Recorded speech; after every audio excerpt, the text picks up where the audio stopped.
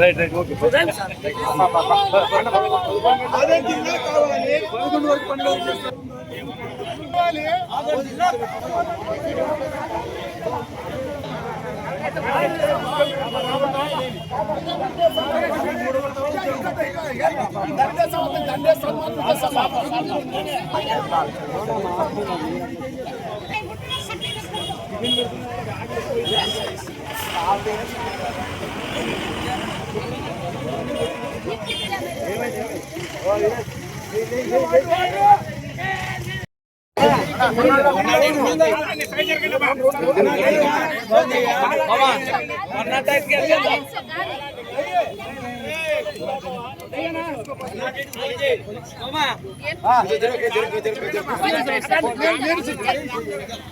విజయ్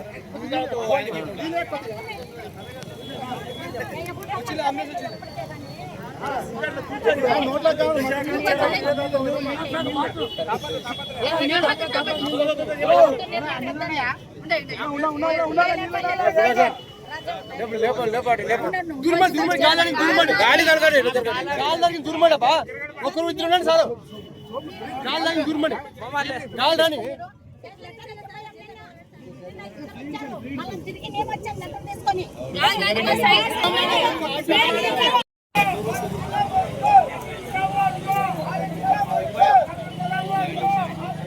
జిల్లా మొత్తం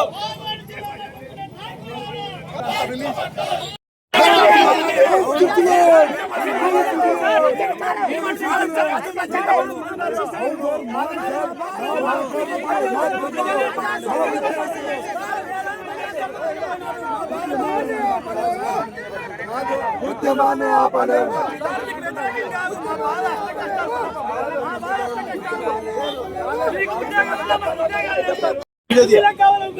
మాట్లాడుతున్నారు బస్సులు అడ్డుకోవడం వీళ్ళ హక్కు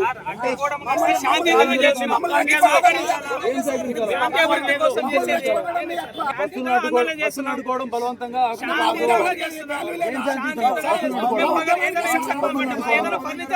బాబు వీడియో తీయమా బస్సులను అడ్డుకోవడం వీళ్ళ హక్కు అంట video public property that is the public property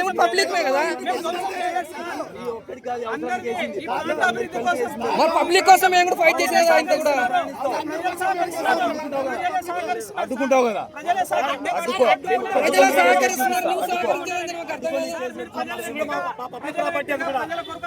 public property కాబట్టి అడ్డుకోకూడదు నువ్వు ఇందాక కూడా అన్నావు నేనేమనలేదు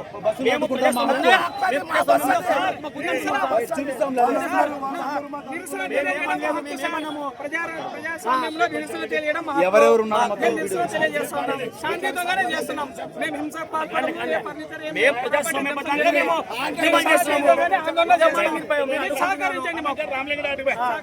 మీరు అడ్డుకుంటున్నారు 4 గంటలు పర్మిషన్ తీసుకున్నాము మనకి పబ్లిక్ సపోర్ట్ ఉంది ఇక్కడ బస్సులో ఎక్కేవాళ్ళు లేరు దిగేవాళ్ళు లేరు 9 గంటలకు పోయి టిఫిన్ చేసి ఊర్లో ఒక షాప్ కూడా తెరుచుకుంటే రెండోది నువ్వు రెచ్చిపోతుంది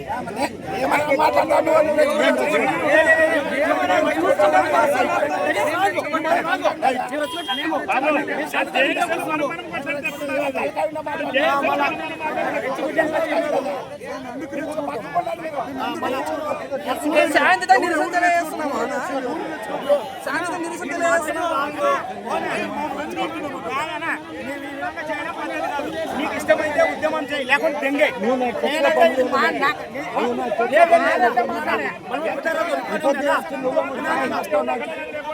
ఏం పోలీసు అరెస్ట్ చేస్తే ఉద్యమం చేసినట్టు ఈ పద్ధతిలో ఉద్యమం గురించి చెప్తాం మరి ఎక్కేవాళ్ళు లేరు దిగేవాళ్ళు లేరు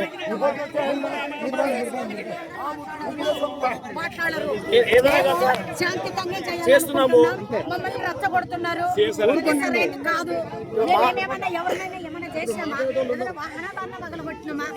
అల్లరి చేసినారా అందరూ శాంతియుతంగా రాజకీయాలకు అతీతంగా పార్టీలకు ఈరోజు 5 నియోజకవర్గాల ప్రజల స్వచ్ఛందంగా ఈరోజు బంద్ చేయడం జరిగింది ఆదోని. ఈరోజు ఆదోని జిల్లా కావాలని ఒకే ఒక నినాదంతోన ఒక వేదిక మీదకి తెచ్చినటువంటి ఘనత ఆదోని జేఏసీ నాయకులది. అదేవిధంగా ఈరోజు జిల్లా ఎందుకు కావాలంటున్నారంటే ఈ 5 నియోజకవర్గాలు ఏవైతే ఉన్నాయో ఇక్కడ చదువుకి దూరంగా ఉన్నారు, వైద్యానికి దూరంగా ఉన్నారు, వ్యవసాయానికి నీళ్లు లేవు, అదేవిధంగా పరిశ్రమలు వచ్చినవన్నీ వెళ్ళిపోయినాయి, అంటే ఉన్నాయి గతంలో, ఇప్పుడు అన్నీ కూడా బంద్ అయినాయి. ఈరోజు ఇక్కడ 5 నియోజకవర్గాల పిల్లలంతా కూడా వలసలకు వెళ్తున్నారు. ఈరోజు మరి ఆదోని ఈ 5 నియోజకవర్గాల ప్రజలు ఎవరైతే ఉన్నారో అన్నిటిలో కూడా వెనకబడి ఉన్నారు కాబట్టి ఈరోజు ప్రధానంగా జిల్లా డిమాండ్ స్వచ్ఛందంగా ఈరోజు ప్రజలు ఈ జిల్లాని కోరుకుంటున్నారు. అంటే దాదాపుగా చాలామంది ఈరోజు ఈ కూటమి గవర్నమెంట్లో ఏదైతే ఉన్నారో మరి ఈరోజు గౌరవ జనసేన పార్టీకి సంబంధించిన వాళ్ళు వచ్చారు, అదేవిధంగా వివిధ సంఘాల నాయకులు వచ్చినారు, బీజేపీకి సంబంధించిన నాయకులు వచ్చినారు. మరి కూటమిలో ఉన్నటువంటి అధికార పార్టీకి సంబంధించిన వారు ఒకరు కూడా కనిపించడం లేదు.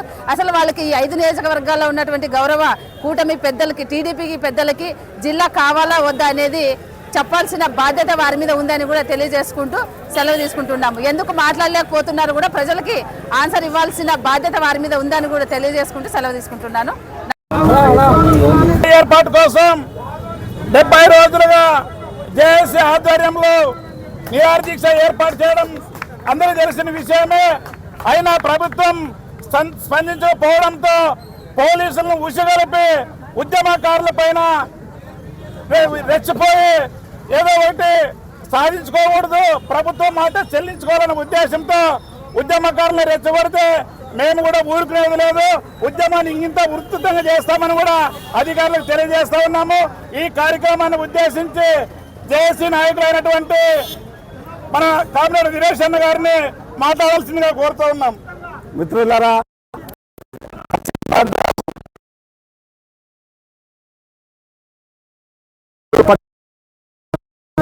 ఈ ప్రాంత ప్రజలంతా కూడా ప్రతి సంవత్సరం దరిద్రమైనటువంటి జీవితాన్ని గడుపుతూ ఉపాధి లేక పస్తులుండి పిల్ల జల్ల చదువులు మానేసి ఈ పెద్ద పెద్ద నగరాలకు వలసలు పోతా ఉన్నారు. ఇది దశల వారీగా 100 సంవత్సరాలుగా కూడా ఈ ప్రాంత ప్రజలంతా పూర్తిగా నష్టపోయి ఆర్థికంగా, సామాజికంగా, రాజకీయంగా ఎంత అణిగిపోతున్నామంటే అంత అణిగిపోతున్నాము. మరి ఈరోజు 26 జిల్లాలు 32 జిల్లాలు చేశామని స్వచ్ఛంద ప్రభుత్వమే ప్రకటించి తదనంతరం ఆదోనిని ఆ యొక్క లిస్టులో లేకుండా చేస్తూ మరి ఈ ఉద్యమానికి కారణమైనటువంటి ప్రభుత్వం ఈరోజు మళ్ళీ మా యొక్క ఉద్యమాన్ని అణిచివేయాలని పోలీస్ యంత్రాంగాన్ని ఉసిగొలిపి శాంతియుతంగా చేస్తున్నటువంటి మా ఉద్యమాన్ని రెచ్చగొట్టి మరి దీన్ని ఒక పక్కదారి పట్టించాలని చెప్పే ఉద్దేశం తప్ప మరొకటి లేదు. మరి ఈ యొక్క ప్రభుత్వం మరి అధికారంలో లేనప్పుడు మరి రాష్ట్రం అంతా కూడా ప్రజల స్థితిగతులు తెలుసుకోవాలని చెప్పి మరి యువ నాయకుడు నారా లోకేష్ గారు మరి పాదయాత్ర యువగలంలో పాదయాత్ర చేసి ఇక్కడే 1000 కిలోమీటర్ల మేలురాయిని కూడా శంకుస్థాపన చేసినటువంటి సందర్భంగా ఈరోజు మా కష్టాలు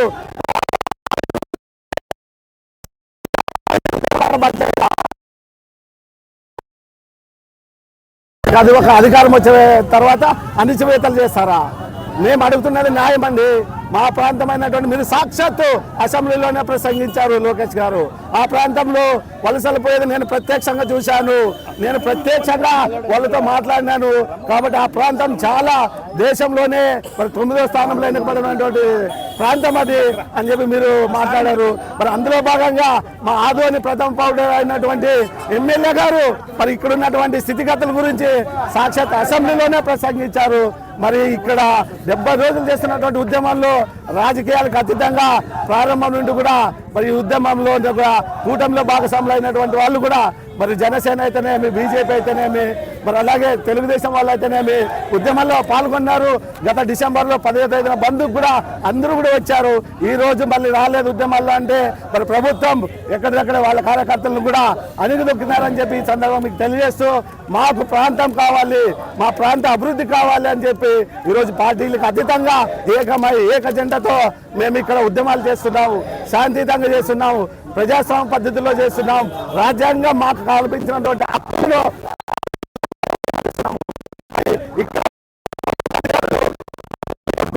ఈ ఉద్యమాన్ని పక్కదారి పట్టించడానికి రెచ్చగొడుతున్నారు తప్ప మరి ఈరోజు ఈ ఉద్యమాన్ని శాంతియుతంగా చేయాలండి. ఇది మా ప్రాపర్టీ అండి.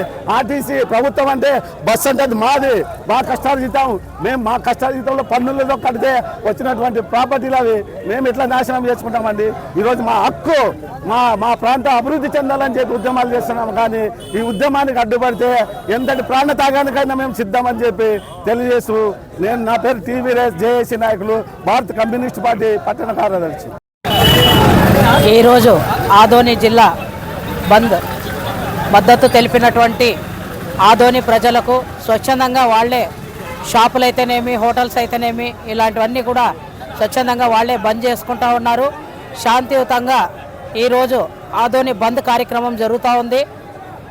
ఎందుకంటే ఆదోని చాలా వెనుకబడిన ప్రాంతం కాబట్టి నీరు కానీ, ఒక వైద్యం కానీ, ఒక విద్య కానీ ప్రతిదీ కూడా వెనకబడి ఉంది. కాబట్టే ఆదోని జిల్లా చేయవలసిందిగా 5 నియోజకవర్గాలకు అనుకూలంగా ఉంటుందని చెప్పేసి ఆదోని జిల్లా చేయవలసిందిగా కోరుకుంటూ ప్రభుత్వం వెంటనే దిగొచ్చి ఆదోని జిల్లా ప్రకటించాలని ఈ సందర్భంగా మిమ్మల్ని కోరుకుంటూ ఈ అవకాశం ఇచ్చినట్టు మీ అందరూ ధన్యవాదాలు తెలియజేస్తా ఉన్నాను.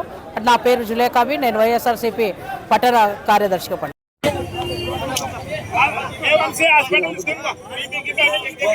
తోడుబో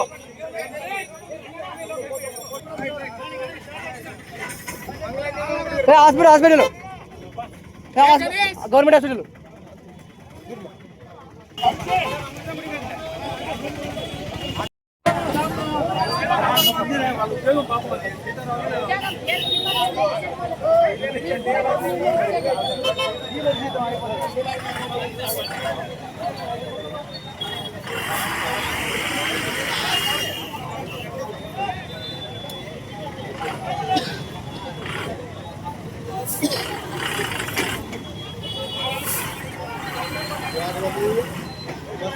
ఏం తెలీదు చూడండి.